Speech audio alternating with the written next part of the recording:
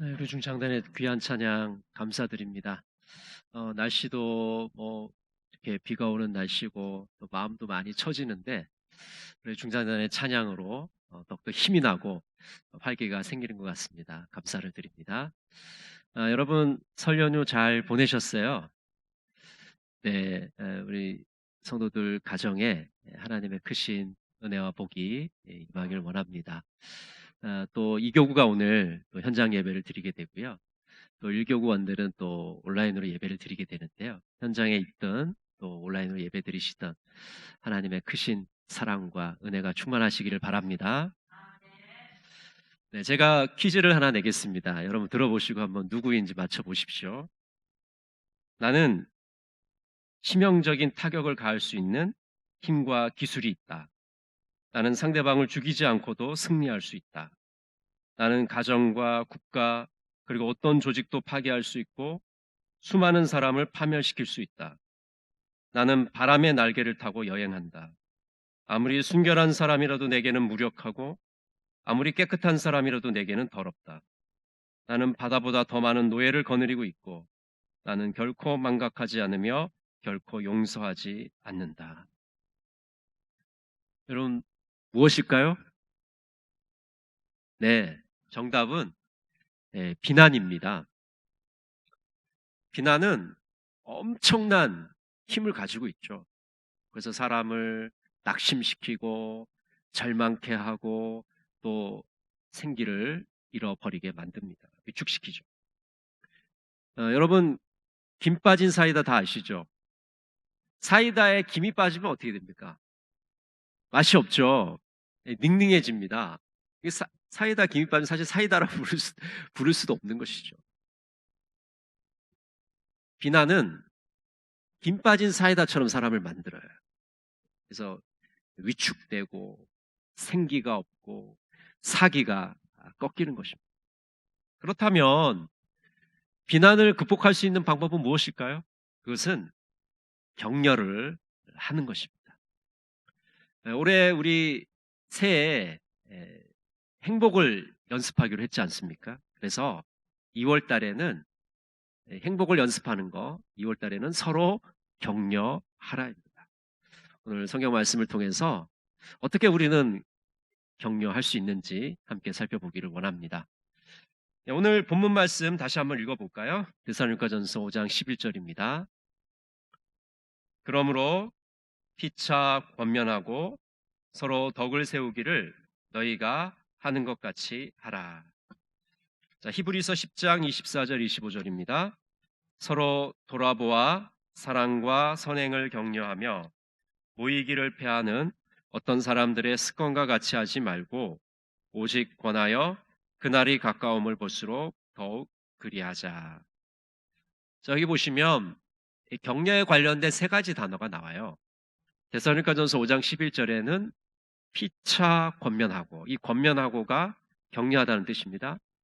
또 히브리서 10장 24절 25절에는 사랑과 선행을 격려하며 오직 권하여, 격려하여 오직 권하여, 이 권하다는 말도 격려하다는 뜻입니다. 그러니까 세 가지 단어가 나오죠. 권면하다, 격려하다, 권하다. 그러니까 한글로는 세 가지로 번역을 하고 있지만은 사실 실제로 이제 두 가지 단어를 번역한 거예요. 권면하다, 권하다는 이 말은 이제 헬러 단어 하나를 이제 번역한 것이고, 또 사랑과 선행을 격려하다, 이것도 역시 다른 헬라어들을 번역한 겁니다. 그런데 이제 뜻은 다 격려하다는 뜻을 기본적으로 가지고 있습니다. 자, 이제 두 종류의 이제 격려하다를 살펴보려고 하는데요. 자, 여기 쓰인 이제 두 단어, 먼저 첫 번째 단어는 헬라어로 파라칼레오라는 단어를 쓰고 있습니다. 이 파라칼레오라는 단어는 옆에서 부른다는 뜻을 갖고 있어요. 곁에서 부른다, 소환한다, 소집한다는 뜻을 갖고 있습니다. 그러니까 옆에서 부르는 게 소집하는 것도 될 수 있고, 또 어떤 사람을 위로하거나 격려하거나 용기를 북돋는 것도 될 수가 있습니다. 그래서 이 파라칼레오는 이 격려하다는 뜻으로 쓰이게 되는 것이죠. 오늘 데살로니가전서 5장 11절에는 피차 권면하고라고 되어 있습니다. 그러니까 서로 격려하라는 거죠. 왜 격려하냐? 이 공동체를 세워가기 위해서, 덕을 세우기 위해서 서로 격려해라. 성도들이 믿음과 거룩함에 더욱 발전해 갈 수 있도록 서로를 격려하라고 말씀합니다.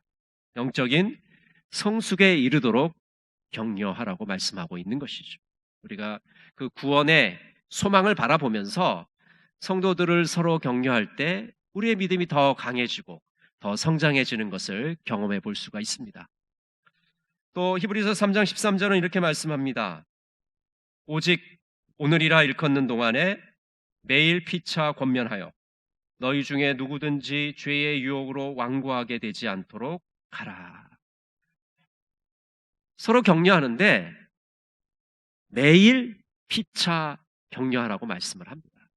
우리가 격려가 그냥 한 번 하고 마는 게 아니라 매일 격려를 하는 거죠. 그리고 서로 격려를 하게 되면 이 죄의 유혹으로부터 우리가 이길 수 있고 승리할 수 있다고 말씀하고 있는 것입니다. 히브리서 10장 25절에는 이 파라칼레오가 오직 권하여라고 번역을 하고 있습니다. 오직 권하여. 모이기를 그치지 말아라. 우리가 서로 격려를 할 때, 권면을 할 때 모이기를 패하는 습관과 같이 하지 말라는 거죠. 서로 열심히 모이고 열심히 예배드리고 모임을 가져라. 물론 이제 코로나 시기에는 우리가 어느 정도 거리 두기를 하고 또 일정할 때는 비대면으로 하는 것이 필요합니다. 지금은 그것이 이제 중요한 것이죠. 그러나 이제 코로나가 종식이 되고 퇴치가 되면 그 다음에는 이제 모이기에 힘쓰도록 서로를 격려를 해야 하는 것이죠. 이렇게 격려하는 이유는 우리 성도들이 함께 재림의 날에 서기 위해서, 주님 앞에 우리가 함께 서기 위해서 서로를 끊임없이 격려를 해줘야 되는 것이죠.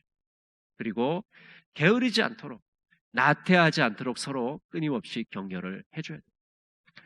여러분, 이렇게 코로나의 시대가 이제 벌써 1년이 지나고 시기가 많아지니까 어떻게 됩니까? 우리가 예배에 대한 태도가 벌써 많이 허물어졌잖아요. 게을러지고 나태해지고.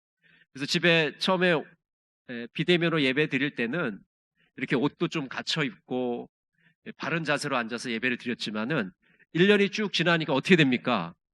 뭐 누워서 예배 드리지는 않겠지만은 옷도 그냥 입던 거 그냥 하고 뭐 눈곱도 안 떼고 그냥 앉아서 이렇게 잠옷바람으로 예배 드리는 사람이 아마 부지기수일 겁니다. 많이 이게 약해진 거예요. 그럼 지금 어떻게 해야 되느냐? 서로를 격려해 줘야 됩니다. 요즘 예배 어떻게 드리세요? 앉아서 드립니까? 누워서 드립니까? 잠옷 입고 드립니까? 아니면 옷을 제대로 입고 드립니까?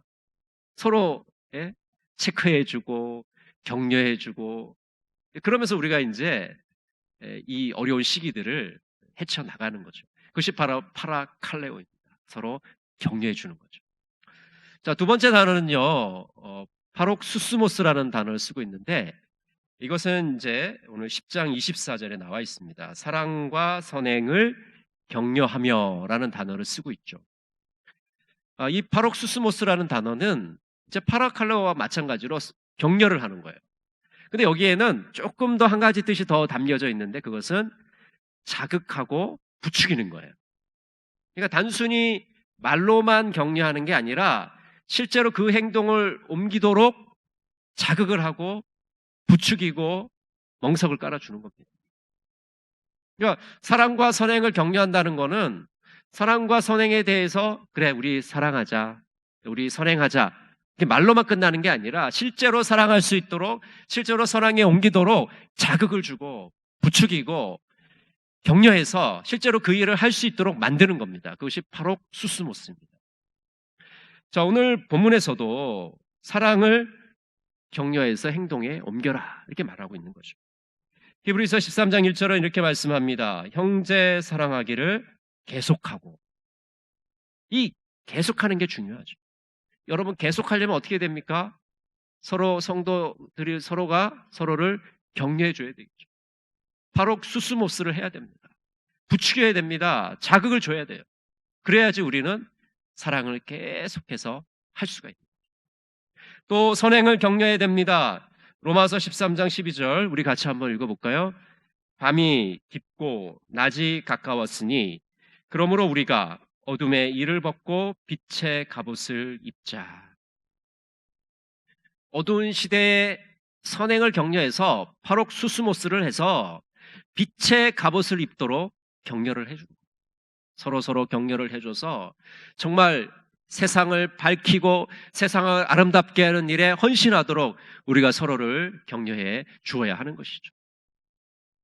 그래서 이 격려와 관련해서 맥스 루케이더도 이 성령님에 대해서 이야기를 하고 있습니다.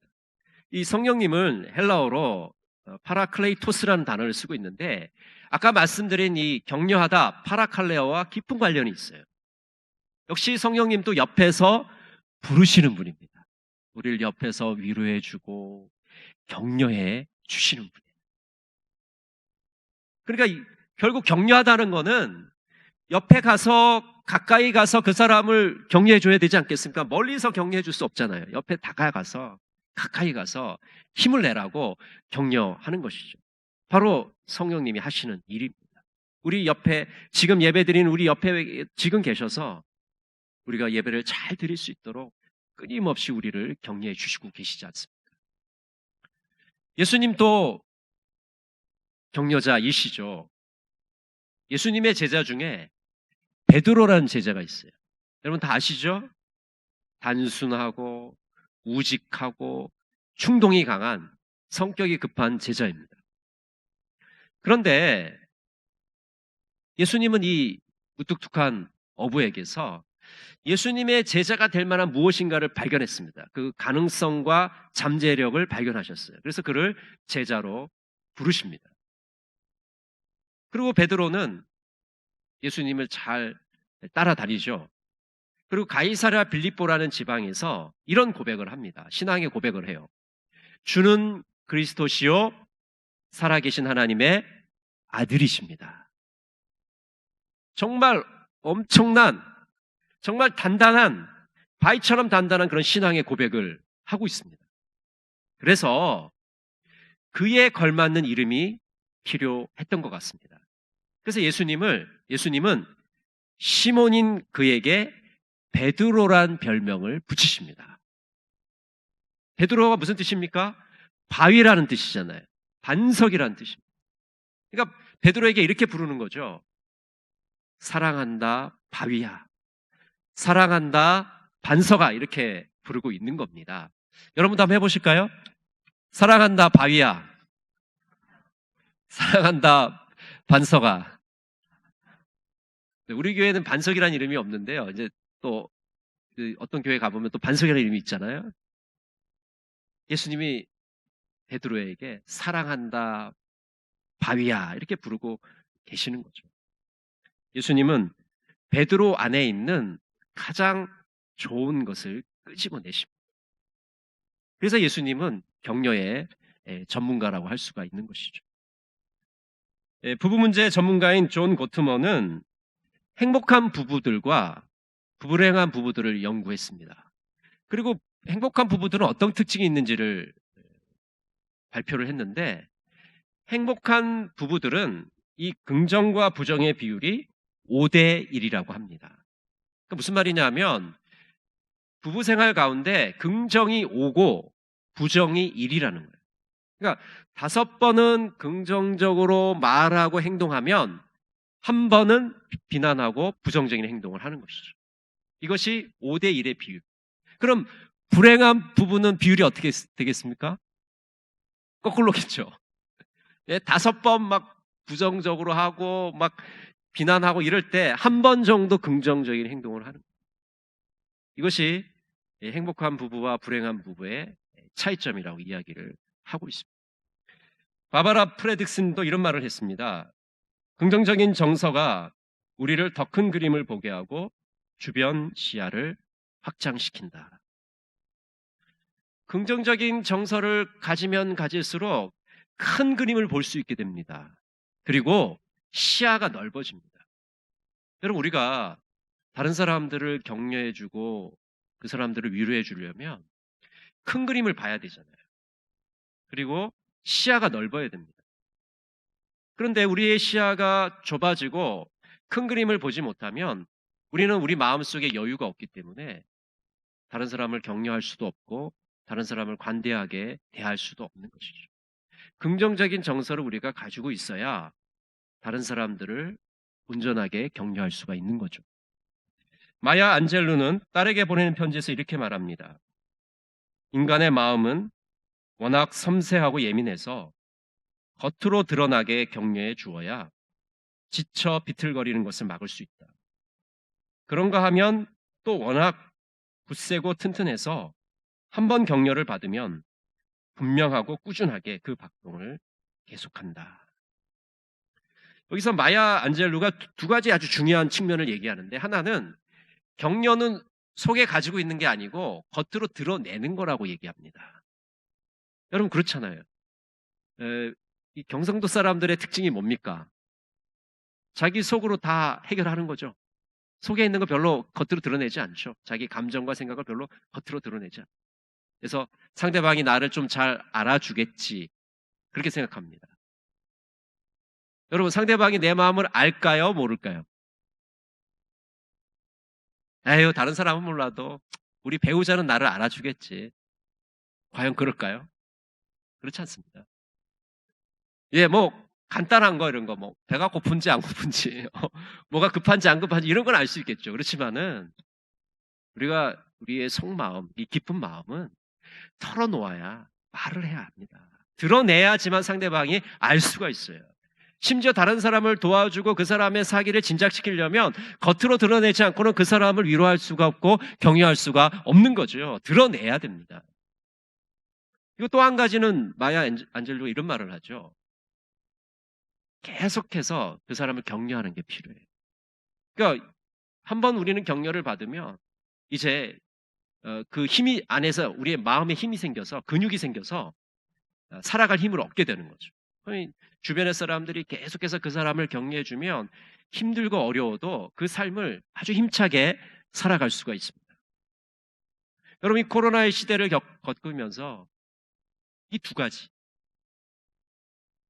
끊임없이 다른 사람들을 격려해주고 또 내가 그걸 내 마음 알겠지가 아니라 정말 그런 말과 행동으로 그 사람에게 격려를 드러내줄 때 그 사람이 단단한 삶을 살아갈 수가 있고 이 코로나의 시대를 잘 이겨나갈 줄로 믿습니다.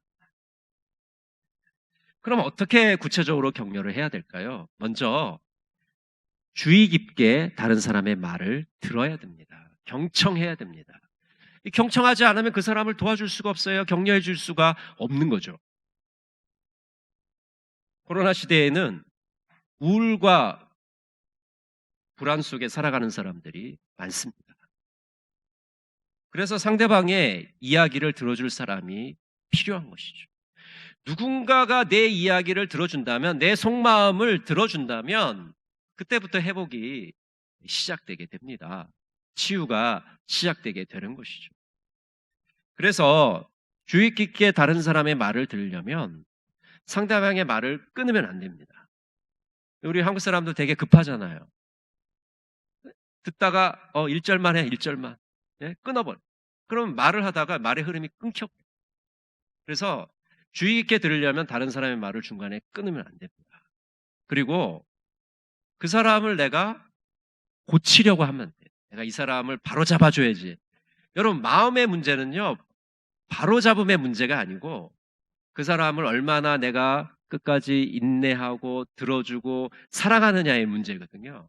근데 그 사람을 자꾸 고치려고 하면 그 사람의 마음을 우리가 헤아릴 수가 없게 됩니다. TV를 끄고 인터넷을 끄고 그 사람의 마음을 들어줘야 됩니다. 핸드폰을 내려놓고 그 사람의 말을 경청해줘야 돼요. 우리가 보통 뭐 바쁘면 그렇게 하잖아요. 뭐 이것도 하고, 뭐 전화도 하고 막 그렇게 하잖아요.